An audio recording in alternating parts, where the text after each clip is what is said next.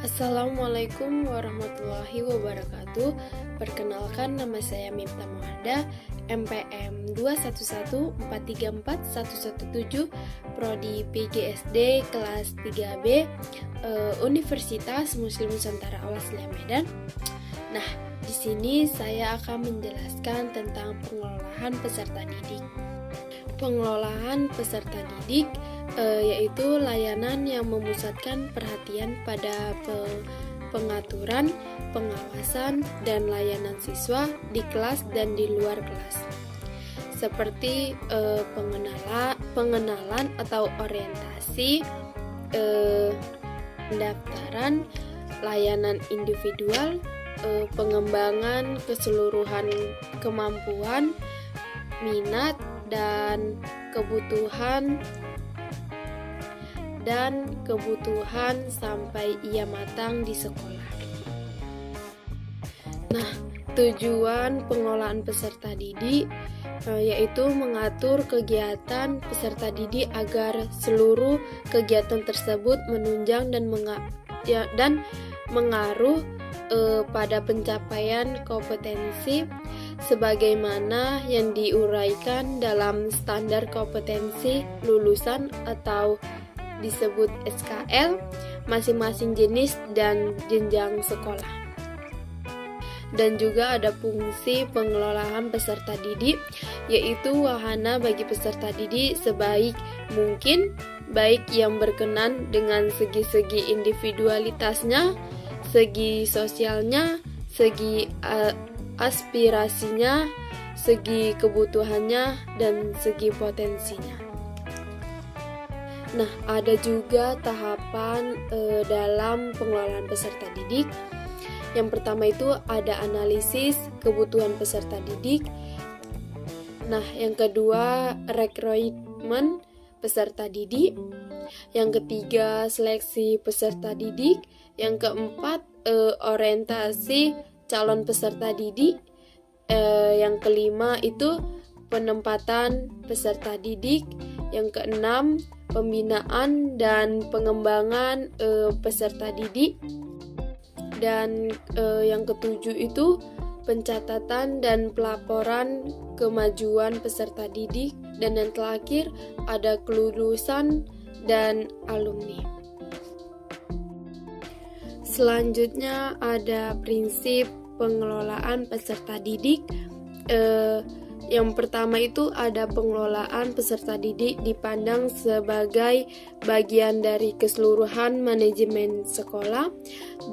Yang kedua itu segala bentuk kegiatan pengelolaan peserta didik haruslah mengembangkan misi pendidikan dalam rangka mendidik para peserta didik.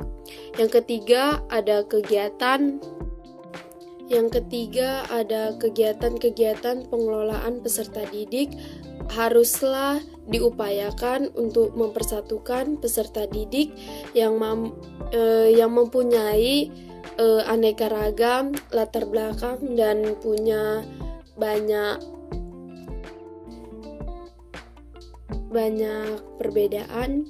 Yang keempat, kegiatan pengelolaan peserta didik haruslah dipandang sebagai upaya pengaturan terhadap pembilangan peserta didik.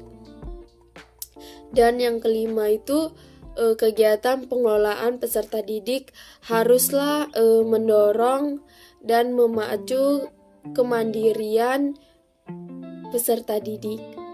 Dan yang terakhir itu 6, apa yang diberikan kepada peserta didik dan yang harus diupayakan oleh kegiatan pengelolaan peserta didik haruslah fungsional bagi kehidupan peserta didik. Ada juga dasar hukum pengelolaan peserta didik. yaitu yang pertama Undang-Undang Dasar 1945 alinea keempat yang mengamanatkan kecerdasan kehidupan bangsa. Yang kedua itu ada batang tubuh Undang-Undang Dasar 1945 pasal 31 ayat 1 sampai 5 tentang hak dan kewajiban warga negara. Yang ketiga itu ada Undang-Undang Dasar. Yang ketiga itu ada Undang-Undang Nomor 20 Tahun 2003 tentang Sistem Pendidikan Nasional. Ada pula peran guru dalam pengelolaan peserta didik. Partisipasi guru dalam pengelolaan peserta didik menduduki teratas. Artinya setiap guru harus memahami fungsi terhadap pengelolaan peserta didik. Beberapa hal yang perlu diperhatikan dalam pengelolaan peserta didik di sekolah, yaitu yang pertama itu kehadiran peserta didik dan masalah-masalahnya. Yang kedua penerimaan, orientasi, klarifikasi, dan petunjuk bagi peserta didik. Baru tentang kelas dan program studi. Yang ketiga evaluasi dan pelaporan kemajuan peserta didik. Yang keempat, program bagi peserta didik yang mempunyai kelainan seperti pengajaran perbaikan dan pengajaran luar biasa. Yang kelima itu ada pengendalian disiplin peserta didik. Yang keenam, program bimbingan dan konseling. Nah, yang ketujuh, program kesehatan dan pengaman. Dan yang terakhir yaitu penyesuaian pribadi, sosial, dan emosional peserta didik.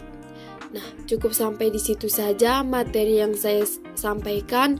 Selebihnya saya mohon maaf. Saya tutup dengan Assalamualaikum warahmatullahi wabarakatuh. Terima kasih.